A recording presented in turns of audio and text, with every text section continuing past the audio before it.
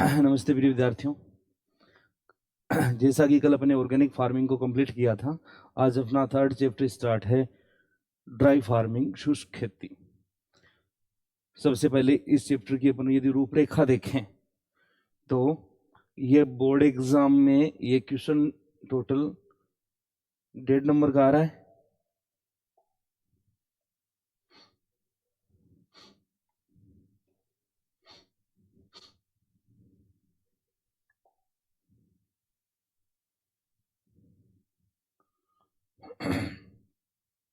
इसमें से एक क्वेश्चन हाफ और एक क्वेश्चन 1 नंबर का, 2 क्वेश्चन आ रहे हैं।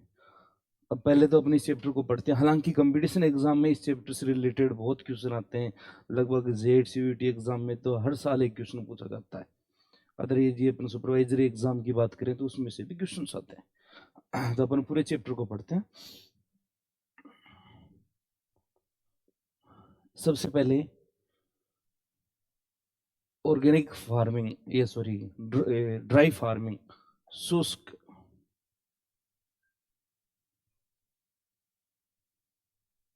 खेती या ड्राई फार्मिंग।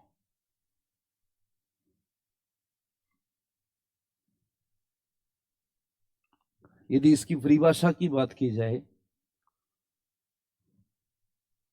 तो शुष्क खेती की परिभाषा होती है ऐसे क्षेत्र जहां नमी पैदा करने वाले कारकों से ज्यादा नमी सोखने वाले कारक हों। इसे नमी पैदा करने वाले कारक कौन कौन से होते हैं? तो नमी पैदा करने वाले कारक हो गए बरसात, ओस और बर्फ, इन्हीं से नमी पैदा होती है। नमी सोखने वाले कारक कौन कौन से हो गए? वायु और तापमान। तो जहां नमी पैदा करने वाले कारकों से ज्यादा नमी को सोखने वाले कारक हों, वहां जो खेती की जाती है उसे अपन शुष्क खेती या ड्राई फार्मिंग कहें। दूसरी डेफिनेशन इसकी, यदि एनसाइक्लोपीडिया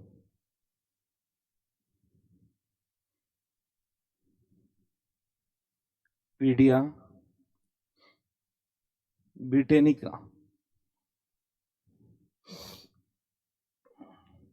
यदि एनसाइक्लोपीडिया ब्रिटेनिका की बात की जाए तो जहां खेती हेतु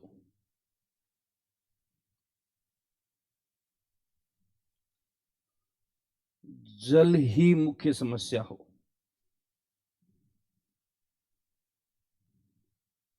जहां कृषि के लिए खेती हेतु जल ही मुख्य समस्या हो, वहां की जाने वाली खेती हमेशा ड्राई फार्मिंग ही होती है।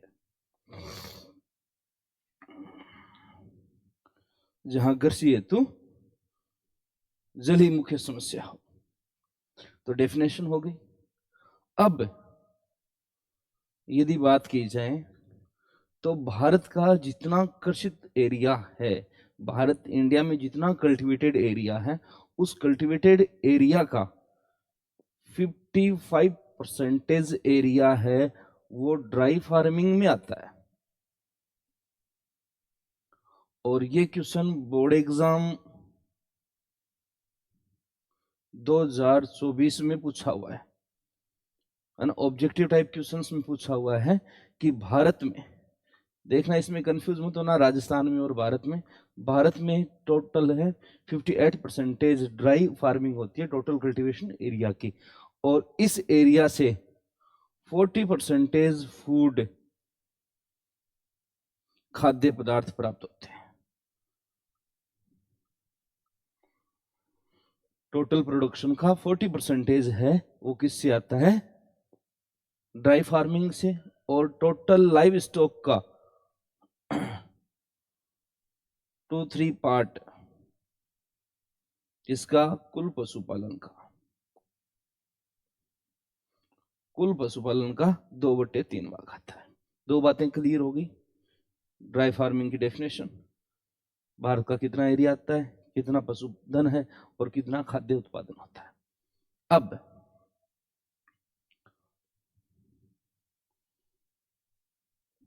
अपन चलते हैं ड्राई फार्मिंग के प्रकार पर।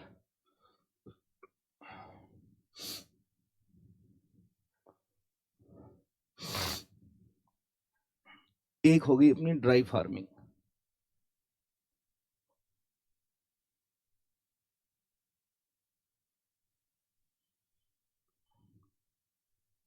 दूसरी हो गई जी dry land farming,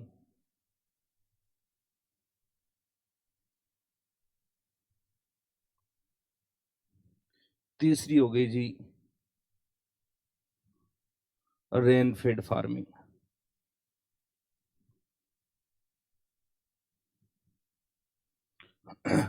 dry farming के लिए क्या समस्या?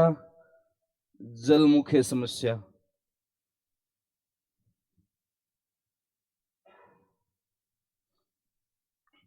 या अपन कहें जहां 750 mm से कम एनुअल रेन हो, लेस देन 750 mm से एनुअल रेन कम हो, वार्षिक वर्षा 750 mm से कम हो, वहां जो खेती की जाती है वो ड्राई फार्मिंग है। तो अपन कह सकते हैं राजस्थान में कोटा संभाग को और बांसवाड़ा, सॉरी कोटा संभाग और डूंगरपुर,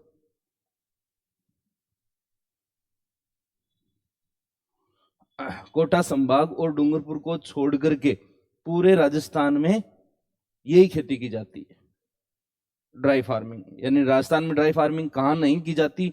तो कोटा संभाग और डूंगरपुर, है ना, इनको छोड़ करके पूरे राजस्थान में ड्राई फार्मिंग होती है। यहाँ की समस्या क्या है? जलमुखी समस्या है। फिर dry land farming. Dry land farming का मतलब है जहां 750 mm से 1150 mm वार्षिक वर्षा हो, जहां की एनुअल रेन 750 mm से 1150 mm तक हो, वहां कौन सी खेती की जाएगी? ड्राई लैंड फार्मिंग की जाएगी। ये कहाँ की जाती है जी? तो ये डूंगरपुर, कोटा संभाग और डूंगरपुर में की जाती है। और rain fed farming. Rain fed farming का मतलब जहां की एनुअल रेन 1150 mm से ज्यादा हो, मोर देन 1150 mm, 1150 mm से अधिक वर्षा।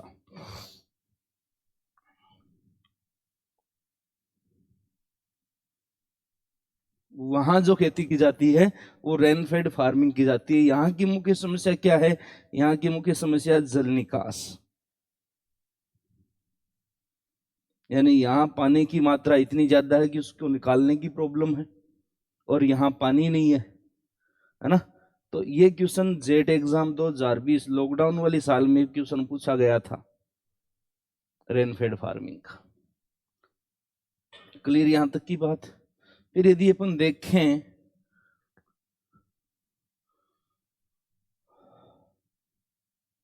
तो दो तीन छोटे छोटे क्वेश्चन इसमें और बनते हैं। क्या क्वेश्चन बनता है? पश्चिमी राजस्थान जो है, पश्चिमी राजस्थान की वार्षिक वर्षा 100 से 300 mm, पश्चिमी राजस्थान की वार्षिक वर्षा 100 से 300 mm, राजस्थान की वार्षिक वर्षा 575 mm, भारत की वार्षिक वर्षा 1194, लगभग 1200 mm, विश्व की वार्षिक वर्षा 1000 mm। पश्चिमी राजस्थान की वार्षिक वर्षा 100 से 300 mm, राजस्थान की वार्षिक वर्षा 575 mm, भारत की वार्षिक वर्षा 1194 mm और विश्व की वार्षिक वर्षा 1000 mm। यहाँ से लगभग कंपटीशन में क्वेश्चन पूछ लेते हैं, एक बार इसका ध्यान रखें। क्लियर यहां तक की बात?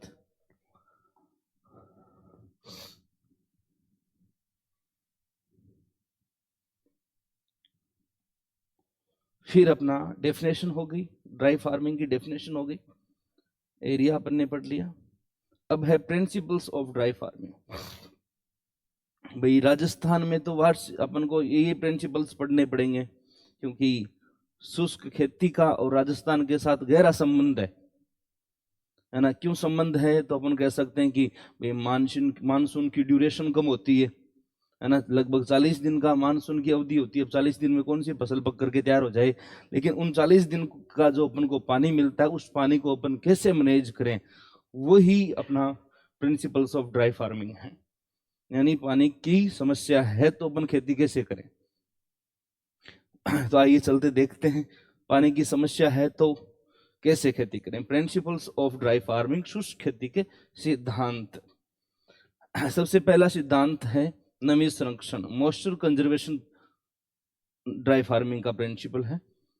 कैसे नमी का संरक्षण कर सकते हैं, तो अपन कर सकते हैं मृदा की जल धारण क्षमता बढ़ाना। जल धारण क्षमता जानते हो आप, water holding capacity.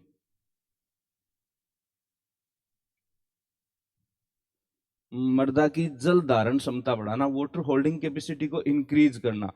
Water holding capacity को इंक्रीज करने के लिए दो काम कर सकते हैं। एक तो जैसे ही अपन रबी की फसल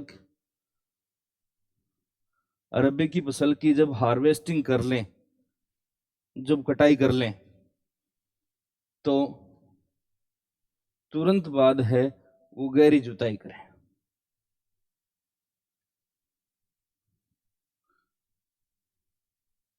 डीप टिलेज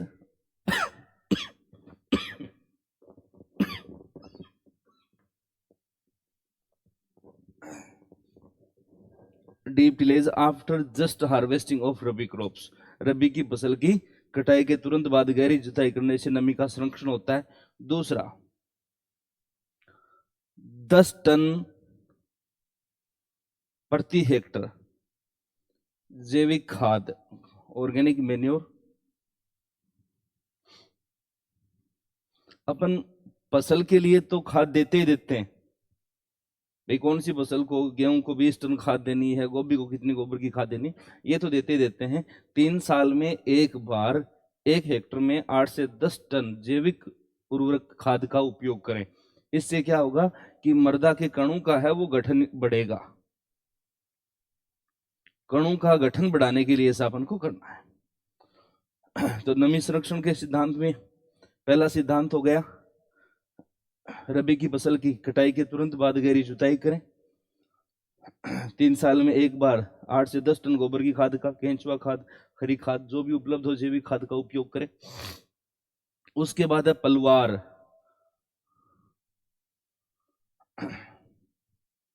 पलवार आपने देखा होगा, इसको मल्च फार्मिंग बोलते हैं।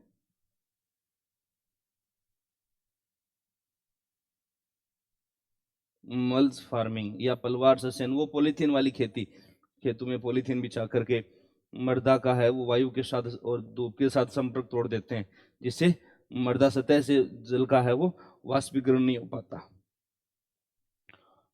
आगे चलते हैं।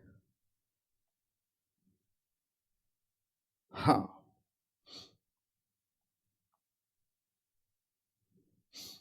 फिर है दूसरा सिद्धांत है फसल प्रबंधन का सिद्धांत। फसल प्रबंधन का सिद्धांत में selection of management of crop management सबसे पहला हो गया अपना फसल प्रबंधन का सिद्धांत। यानी कौन सी फसल की बुआई करें। अब विशेष बात इसमें अपन को ये ध्यान रखनी है, शुष्क खेती के लिए ऐसी फसलों का चयन करना है जिसकी जीवन अवधि भी कम हो और जलमांग भी कम हो। ऐसी क्रॉप्स हमेशा ड्राई फार्मिंग के लिए सूटेबल होती हैं, जिनकी ड्यूरेशन भी कम होती है और वाटर रिक्वायरमेंट भी कम होती है। अब अपन गन्ना की तो बुआई नहीं कर सकते, शुगर कैन तो नहीं ले सकते, धान भी नहीं ले सकते, लेकिन अपन गंवार ले सकते हैं। तो ऐसी क्रॉप्स लेनी है जैसे बाजरा, बाजरा का बोटेनिकल नेम होता है पेनिसेटम गलुकम। जवार, सोरगम बाइकलर, गंवार साइमोप्सिस ट्रेटागोनोलोबा, मूंग विग्ना रेडिटा, चौला, काउपी, ये फसलें अपन मोठ ये ले सकते हैं रेनी सीजन के अंदर। विंटर सीजन में अपन जो गेहूं ले सकते हैं। तो हमेशा ऐसी फसलों का चयन कर। अब यहाँ क्वेश्चन क्या बनता है, निम्न में से कौन सी फसल है वो शुष्क खेती के लिए उपयुक्त है, कौन सी क्रॉप है वो ड्राई फार्मिंग के लिए सुटेबल है, तो ऐसी क्रॉप हमेशा सुटेबल होगी। उसके बाद नंबर 2 पर है सिलेक्शन ऑफ वेराइटीज, किस्म का चयन। फसल की सभी किस्में हैं वो शुष्क खेती के लिए उपयुक्त नहीं होती, विशेष किस्में होती हैं। जैसे अपन यहां से क्वेश्चन आता है बोर्ड एग्जाम में। जैसे अपन बात करें बाजरा, तो बाजरा की WCC 75 हो गई। बात अपन करें ज्वार की, तो CSH 1 और 9। बात अपन करें मूंग की, तो K 851। बात अपन करें मोठ की, तो जड़िया। बात अपन करें तिल की, तो T 21। बात अपन करें जौ की, तो मुक्ता RD 2552।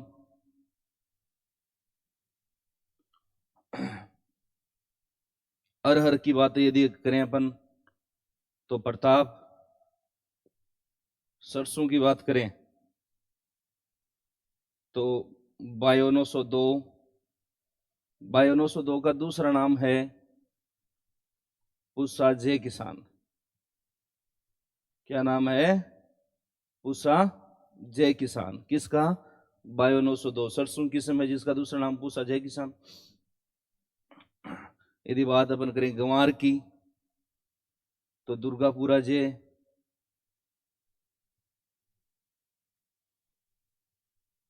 RGH 936। ये ऐसी वेराइटीज हैं जो ड्राई फार्मिंग के लिए सुटेबल है। इनमें से क्वेश्चन आता है, छोटा क्वेश्चन आ जाता है। जैसे 1 नंबर का, ज्वार की कौन सी वेराइटी है वो ड्राई फार्मिंग के लिए सुटेबल है ना। मूंग की कौन सी किस्म शुष्क खेती के लिए उपयुक्त है। तो आपको 12th में किस्में तो याद करनी पड़ेंगी, हर फसल की कम से कम 4 4 5 5। तो ये याद कर लेंगे तो दोनों तरफ का काम हो जाएगा। समझ गए?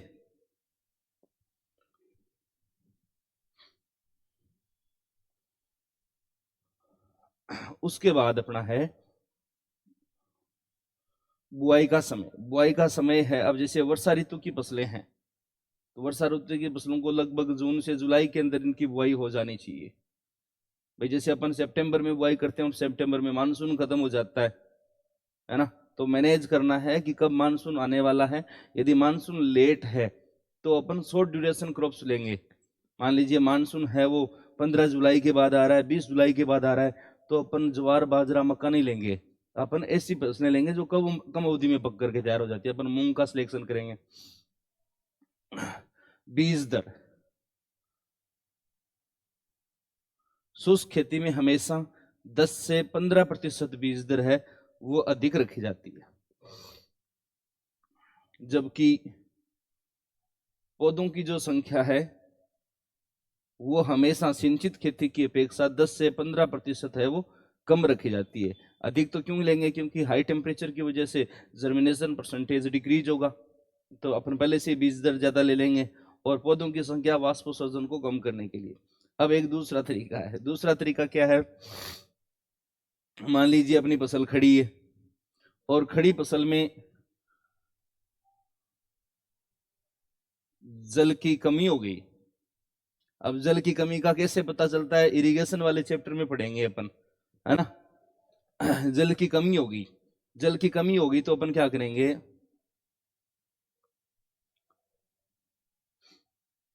इस प्रकार से, और रोज के अंदर अपनी क्रॉप्स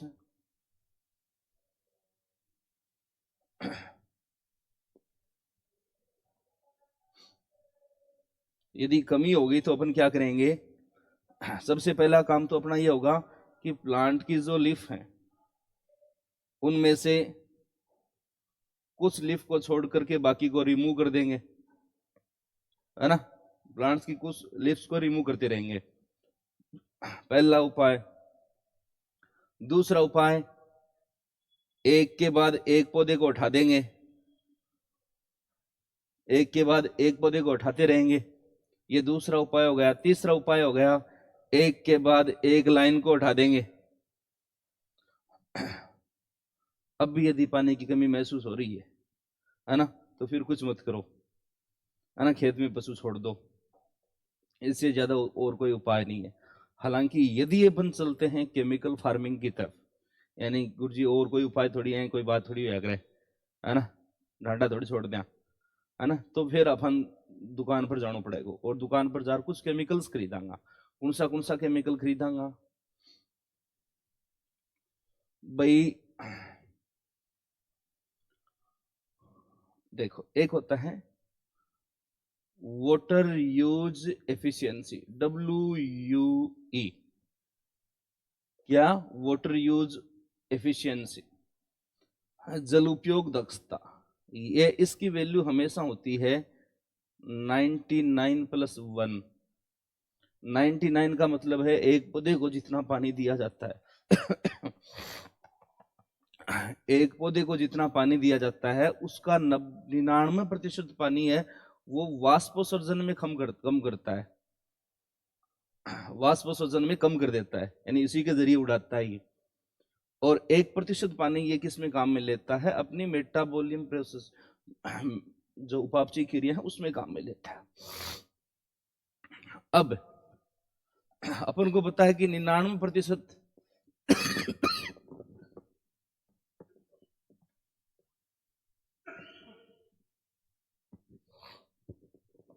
माफ करें, आज यदि आपने ईयरफोन लगा रखे हैं तो आवाज का तारतम्य एक साथ बढ़ सकता है, सर्दी की चपेट में आगे। अच्छा, तन बोलो बेरो बैठे ने एक बैठे बैठे गुरु जी आथन के हैं, तन ज्यादा ज्ञान है के तो दूसरा काम सिखाएंगे मन।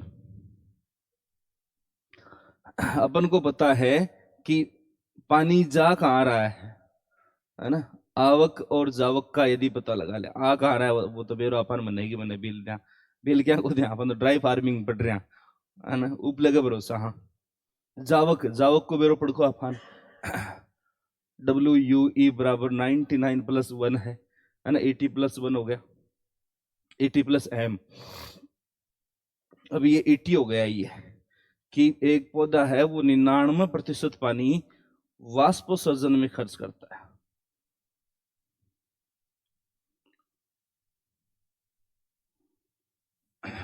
तो गुरुजी वाष्पोत्सर्जन बंद कर दिया है, डांग लेर बैठ जाओ पौधे कन की वाष्पोत्सर्जन जे करके बताया तुम। इसके उपाय है, उपाय क्या क्या है? एक जो पर्णरंध्र होते हैं, यानी ऐसा कोई रसायन लेकर के आए जो पर्णरंध्रों को बंद कर दें। पर्णरंध्र मतलब स्टोमेटा, है ना, स्टोमेटा को बंद कर दें, ऐसे रसायन का उपयोग करें। जैसे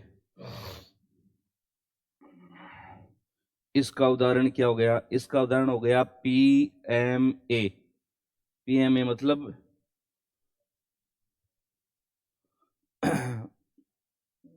ये फिनाइल म्यूरिक एसिड। दूसरा अपन काम में ले सकते हैं एट्राजीन। एट्राजीन वीडिसाइड है ना, बाजरा मक्का गन्ना में काम में लेते हैं। ये क्वेश्चन एग्रीकल्चर सुपरवाइजर, एग्रीकल्चर जो पर्यवेक्षक का पेपर हुआ था 2021 में, उसमें ये क्वेश्चन पूछा था, निम्न में से कौन सा पर्णरंध्रों को बंद करने वाला रसायन है? और ऑप्शन दिया हुआ था एट्राजीन। तो एट्राजीन है वो स्टोमेटा को क्लोज करने वाला रसायन होता है, तो पर्णरंध्र पत्तियों से थोड़ा वाष्पोत्सर्जन कम हो जाएगा। दूसरा,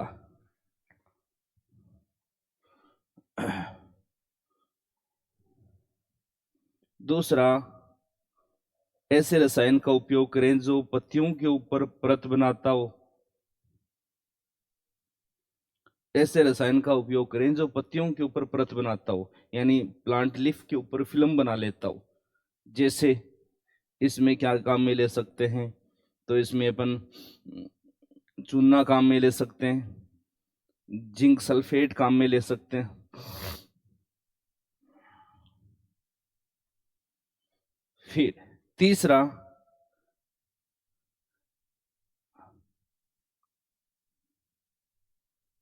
जड़ों की वृद्धि अधिक, ऐसे रसायन का उपयोग करें जो जड़ों की वृद्धि को तो बढ़ा देता है और तने की वृद्धि को कम कर देता है। भाई जिसे जड़ें गहराई तक जाएंगी, गहराई तक जाएंगी तो जल का अवशोषण करेंगी, है ना। इसका उदाहरण है साइकोसेल। इसका एग्जाम्पल होगा साइकोसेल, इसको अपन लिख सकते हैं CCC। क्लियर पूरी बात, एक बार फिर से देख लीजिए। यदि वो काम जो अपने पौधों को उखाड़ने वाला, यदि वो न करें तो दूसरा उपाय क्या है कि ऐसे रसायनों का उपयोग करें जो स्टोमेटा को क्लोज कर देते हो, पर्णरंध्रों को बंद कर देते हो। इसका एग्जाम्पल हो गया एट्राजिनो और PMA, जो प्लांट लीफ के ऊपर फिल्म बना लेते हो, रिफ्लेक्ट करते हो लाइट को। इसके लिए हो गया चूना और जिंक सल्फेट, जो रूट की ग्रोथ को इंक्रीज कर दें और स्टेम की ग्रोथ को डिक्रीज कर दें। इसके लिए अपन साइकोसेल काम में ले सकते हैं, CCC। क्लियर पूरी बात।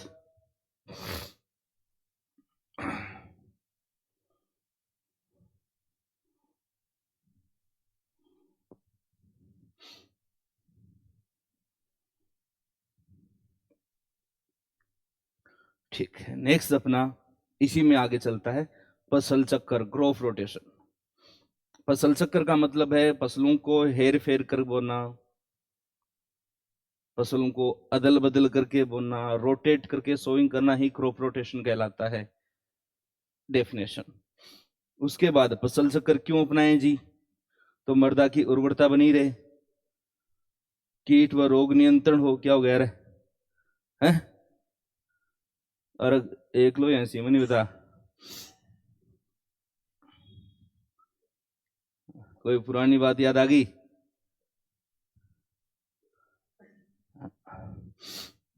Principles of crop rotation, definition क्या होगी? जैसे क्वेश्चन आ सकता है फसल चक्कर किसे कहते हैं, दो लाभ लिखिए।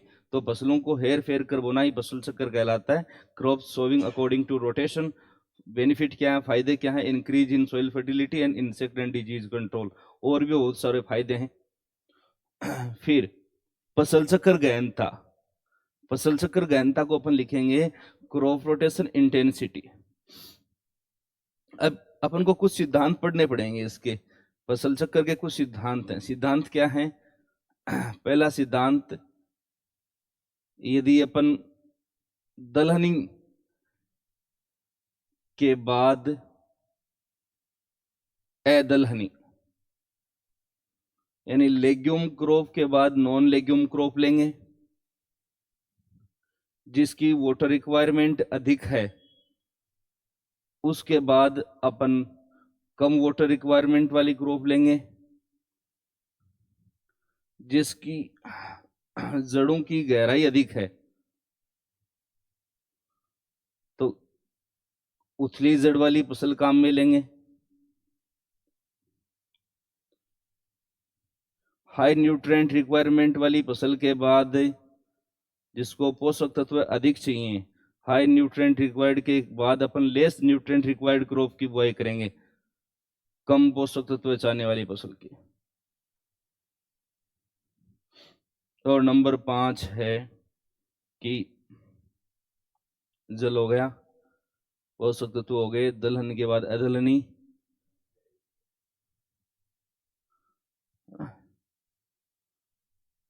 और फिर अपन लेंगे लंबाई वाली फसल के बाद बोनी फसल। जैसे इसका उदाहरण हो गया दलहनी के बाद अदलहनी। यदि अपने खरीफ में मूंगली, तो रोटेशन में अपन जो गेहूं, सरसों, इनमें से कोई एक लेंगे। अधिक वाटर रिक्वायरमेंट के बाद कम वाटर रिक्वायरमेंट वाली, जैसे अपन ने धान लिया, तो धान के बाद अपन को सॉरी जो तो नहीं ले सकते क्योंकि दोनों अनाज की हो जाती हैं। धान के बाद अपन ले सकते हैं चना। अधिक गहरी जड़ वाली, जैसे गहरी जड़ वाली अपन ने कपास ले ली, है ना, तो कपास के बाद आप मेथी ले सकते हो। अधिक पोषक तत्व चाहने वाली फसल, इसमें भी जैसे कपास का उदाहरण आ गया, या कपास की जगह अपन ने मक्का ले लिया, तो उसके बाद आप मेथी या चना लीजिए, है ना। लंबाई और बोनी आप जानते हो, क्लियर बात है। हालांकि 12th के बोर्ड एग्जाम में इसमें से सिद्धांत वाला क्वेश्चन नहीं बन रहा, क्योंकि आधा नंबर का और 1 नंबर का क्वेश्चन बन रहा है, तो परिभाषा और लाभ बनता है। यदि 2 सिद्धांत पूछे जाते हैं तो आप अच्छे से लिख सकते हो। अब अपन बात करते हैं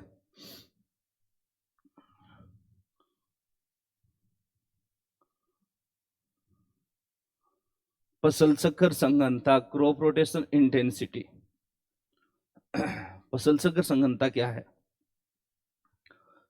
इस पर चर्चा अपन कल करेंगे, फसल चक्र संघनता पर और मिश्रित खेती पर और अन्य जो खेती के प्रकार हैं, एविराम, जैसे रिले क्रॉपिंग वगैरह वगैरह, उस पर कल चर्चा करेंगे। धन्यवाद।